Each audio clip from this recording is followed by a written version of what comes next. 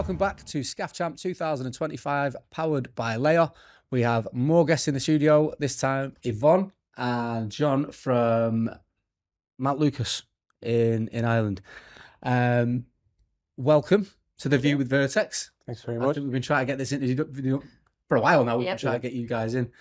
Really wanted to speak to you about the Irish Apprenticeship. Yeah. So, previously in Ireland, the scaffolder was, there was scaffolding training. We're not saying that it wasn't recognised as a trade or anything like that, but there was no apprenticeship for scaffolding. When did that first start to change? Yeah, look, firstly, delighted to speak to you and delighted to attend the Scaffolding Championships again and to be supporting Team Ireland here and our friends in Layher. I suppose if you go back to the start, 2017, which is a while ago now, the industry came to ourselves in Laois and Offaly Education Training Board directly to Mount Lucas because we had the National Construction Training Campus, and I suppose they reckoned that we were the appropriate person to go to see about whether there was an appetite to look at scaffolding as an apprenticeship. So the industry came to us first. In Ireland at the time, there was a thing called a 2016 plus apprenticeship. So anyone that wanted to develop a new one had to be industry led. So previously there was all the traditional crafts were there, electrical, plumbing, things like that. But scaffolders as an entity through the Construction Industry Federation came to us and said, we want to improve scaffolding industry. So you are right, there was training there and it was under the construction regulations, but it was 7 days training and 10 days training, and the industry themselves deemed it not sufficient for the growing world that is scaffolding. So they came to ourselves, we said, yeah, we'd love to be part of it, and in September 2017 we put in an application to go and develop an apprenticeship. And the way the new model works is you convene a consortium where myself and Yvonne as program manager would have sat on with the industry, and I think we had 35 meetings over 2 years. COVID kicked in, and we had to go and develop a training facility. But the key thing is that when we look back at the start, what did we want to do? We didn't want to develop robots that could just follow a plan. We wanted people that could think for themselves. And again, the responsibility that's on a scaffolder's shoulders is very, it can be overbearing, but also they need to recognise it. And there was a tendency from scaffolders in general in Ireland not to recognise the skills that they had as a craft, which it is. And thankfully after... so they almost weren't looking at themselves as professionals almost. Yeah, well, we were tasked with 3 things from the industry: to professionalise the sector, recognise scaffolding as a craft, and improve health and safety. And we feel we've achieved all of those 3 KPIs that we were tasked with. And it's because of the work that the team do. We're very lucky. We have 4 in the team of scaffolding now. We have 2 instructors, Yvonne is the programme manager and Amy who works on the administration side of the house. But what we've done is develop the apprenticeship. We've rolled it out, but we cover everything in it. It's not just about scaffolding. We cover 5 different systems, but what we actually do is develop an all-rounder at the end of it, so they can actually think for themselves.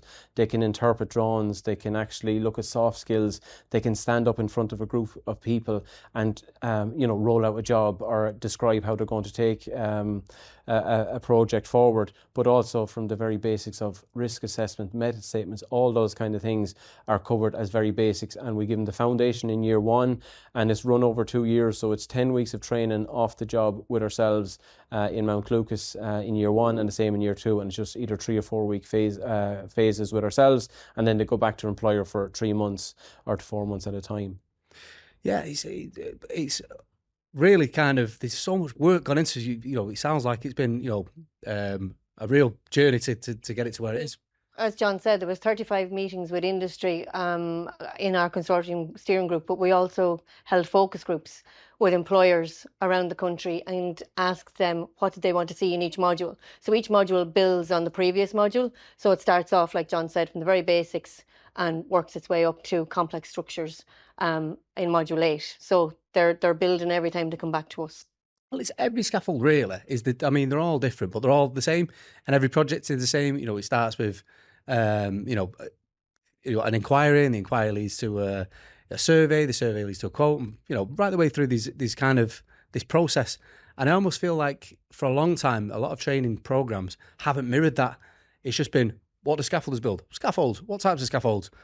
Independent spur cages and towers, and and then the whole thing is based around building those structures.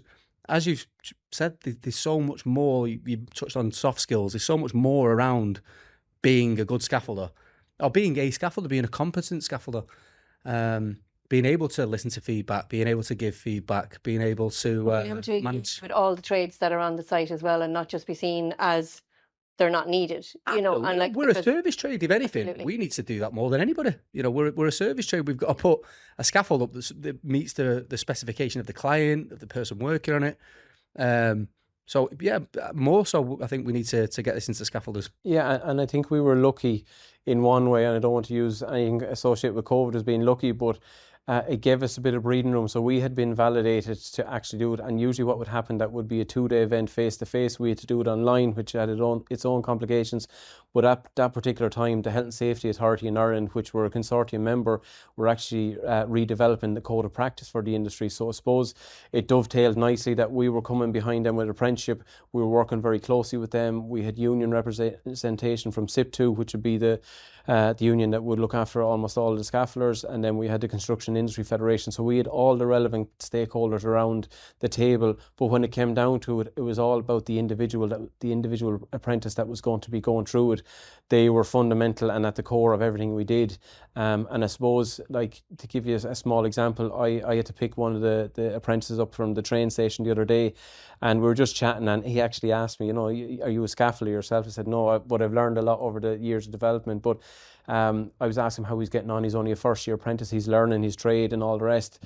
And I said, what systems have you worked for? And he named out 2 or 3, and he's loving Layher at the minute.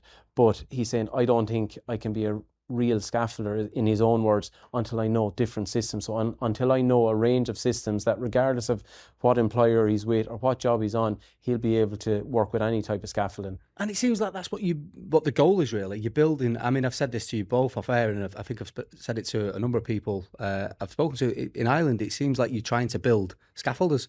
You know, it's not like what we do. Sometimes we go, well, you work with tube and fitting, but if you want to do layer, you need a different course. And if you want to use Platat metrics, you need a different course, which is the same kind of system, but it's a different course. And then if you want to use quick stage, or you want to use a cup type system, it's another course. And if you want to use a different product that system makes, like a temporary roof, well, that's another course as well.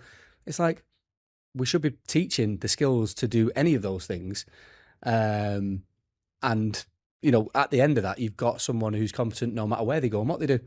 Yeah. And let's be real, like, competence, you know, the training centres and the apprenticeship programmes do have a huge role. They have a huge role, but the employers have a massive role to play as well. How are you addressing the challenge of what happens when they go back to the workplace and back to the... So we would have a mentor with each employer. So we engage with the mentors then. So once they do what we call a mentor traineeship, it's a half day just to give them a familiarisation. So they know how to mentor. Yeah, exactly. So they know how to mentor. They know that when the apprentice comes back to them, what they've done in their previous module and what they're going to do in the module that's coming next for them. And we engage with the mentors then. But we're finding we've had 6 classes have graduated already from the day that we started in 2021. And some of those graduates have become mentors because they've gone through the programme already. So they know then what is expected of the apprentice every time they come to us for their training. Yeah. I mean, I guess that's part of the training. It's building someone who is capable of becoming a mentor. Yeah. And there was a real fear then as well in relation to existing scaffolders who, through no fault of their own, are very competent and very qualified, but maybe with a particular system or with a particular company, the door wasn't closed to them either. So with recognition of prior learning, that allows them, if they want it, because there's no real financial incentive for them to go back to education and qualify themselves, other than the personal reason that I want to have a piece of paper with my name on the bottom that says I'm qualified in my job.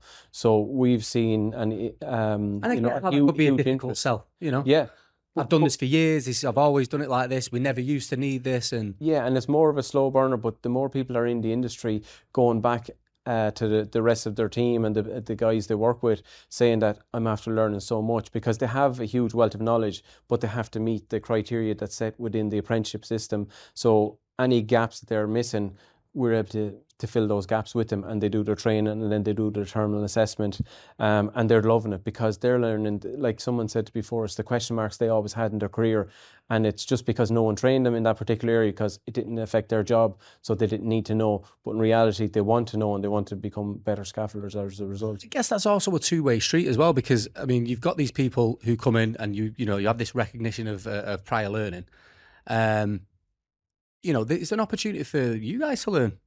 Like these people come in, they've got. I mean, I think we do, as an industry, we've done a terrible job of this over the years, of like that knowledge that's within those people that are leaving the industry. How do we retain it, and how do we how do we package it up into something that we can give to an apprentice? Yeah, and I think events like these are really important. Like today already, I've spoken to France, I've spoken to Hungary, the US, and hopefully more tomorrow. But the whole idea of exactly what you said, there's a huge skill set out there, and if we said it, myself and Yvonne said it to the instructors, Patrick and Fergus, that like, if we think we have this nailed and we have it down and we close the doors behind G, we're already chasing our tails, because we need to be looking to the future all the time. And we're very lucky with the team we have in Mount Lucas, and particularly on the scaffolding side of the house, that they're always looking for something new, something different. And we have that open door policy with the system manufacturers, with the employers. Yvonne would organise a load of guest speakers to come in, and it's all the time looking to see where can we make efficiencies or where can we add value to the apprenticeship system. And because we want scaffolders to be retained. Retention is a huge problem for employers out there, but if people feel valued in their role, and more importantly have a recognised qualification, I think it gives them a lot more learner currency. And that's something that we've been lucky in Laois and Offaly Education and Training Board, where we work.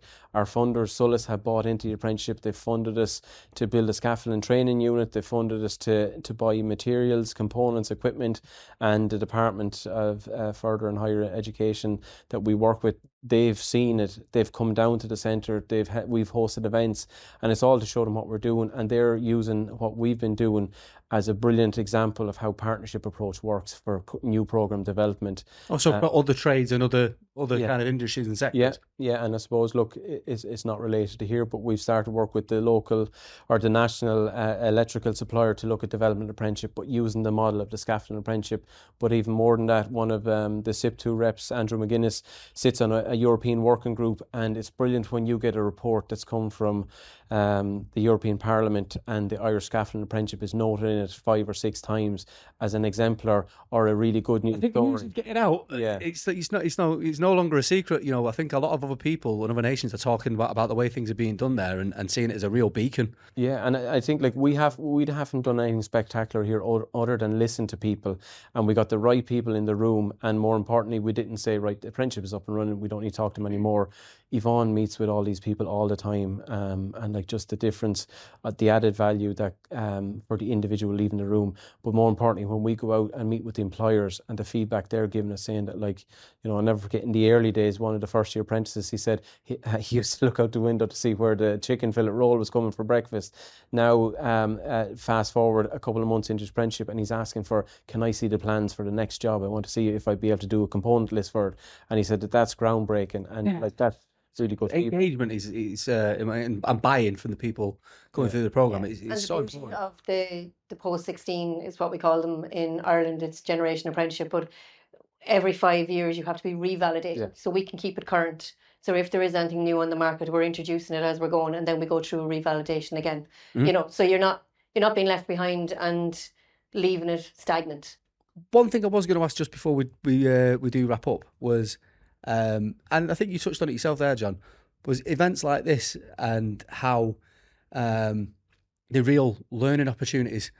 And you mentioned something about the trade skills fair, is it? World Skills Live. World Skills Live. What's that all about? Yeah, so again, this is our 3rd year being president. Fergus here, and this is his 3rd year, but myself and Yvonne, it's our 2nd year here. The reason we came last year, I suppose, was to see first of all, what happens here, how does it work? And we always had this dream at the start of apprenticeship that maybe scaffolders at some stage could actually go to World Skills Live. So World Skills Live is effectively the Olympics for people that are involved in any kind of apprenticeship or a trade. And it's where you compete at a national level, and if you're successful and you go on to represent your country, you go to a national event. The last one was held in Lyon with a huge contingent from Ireland that did really well. And we had this dream that, imagine if we could get scaffolding on the world map. We didn't know Scaffchamp existed, so when we came here, we were like, oh, this is brilliant. This is literally like, you couldn't have a better training ground to use as a way to propose this going forward. These things are popping up all over the world now. It should be mentioned, you know what I mean? There was one at World of Concrete, there was a scaffolding competition. I know that some of the subsidiaries of Layher have had their own like national level competitions. So, you know, the sky's the limit, innit? Like the winner of the nationals goes to Scaffchamp, or the winner of the North American, South American, you know, they go to Scaffchamp, and the winner of Scaffchamp goes to the Trade Olympics, as it were. Do you know what I mean? There's so many things that we can do with it, and I do genuinely believe there are tangible like learning opportunities there to see how people work efficiently, how people can cohesively work as a team. Yeah, and if we want to attract more people into the industry, the more spotlight we can shed on scaffolding as a career, as a trade, and the more we polarize it through events like this, will only encourage, because in Ireland usually the sales job to attract people into apprenticeships is to the career guidance people within the schools, but a lot of time it's mum and dad at home and trying to show them that construction careers and there's a pathway that exists there. But construction apprenticeships is a trade for life. It's a skill that you will have with your hands, that you can travel the world if necessary, but more importantly it means that you have a recognised qualification, and the model couldn't be better for a parent, because it's earn as you learn. Every day they go to college or go to Mount Lucas or go to work, they get paid to do it. So that model is perfect for parents. Oh, 100%. And you think about the gap between like leaving school and finishing uni, and that's if you go into the specific field that you've studied for. And often, as we all know, that's not the case. People go into a range of different jobs after university, after accruing all this debt, after not having that earning potential from starting to, you know, to finishing. That whole process with a scaffolding apprenticeship, they're getting paid every single day. You know, it's going to take a long time for someone who went to uni, even if they do go into the field they expected to catch that up. You know, so and in Ireland last year, 2024, the construction apprentice of the year went to a scaffolder. And look, I suppose. Well, I've got my goosebumps there now. Yeah, and I suppose, look, Yvonne obviously was immensely proud and all the rest, but like for us, it was a huge endorsement for the scaffolding apprenticeship, and all the reason he got it was because the individual, Sean Cumiskey, is a really good guy. He's a really good scaffolder. He's an ambassador for this sector. He's I suppose he's just matured an awful lot under the apprenticeship scheme, and we told the story about what he did and what he achieved here last year, and like it was a no-brainer. But like the National Apprenticeship Office looked at every story, hundreds of them coming in, and deemed that what the qualification he had along with his story was sufficient for him to be construction apprentice of the year. And like we all got a great feeling out of that as well. Oh, well done to him, and well done to all of you for achieving that. Last thing I'm going to ask you before, and I think I know the answer to this one already. Have you got a favourite for the event tomorrow? On the back of all our shirts, there's a tricolour there, so we're supporting Team Ireland all the way. Yeah, absolutely, Team Ireland. I think, you know, we've got a British team. We have got a British team. I know it's great. If either of those two globe is brilliant. Teams do a good job, then I'll be very happy. I'll be going home happy. So good luck to your guys. Good luck to the British team as well. And I can't wait to catch up again tomorrow out in the field. Great. Thanks a million. Cheers. I truly hope you enjoyed this episode. If you do, all I ask is that you like, subscribe, and get notified every time we drop a new episode.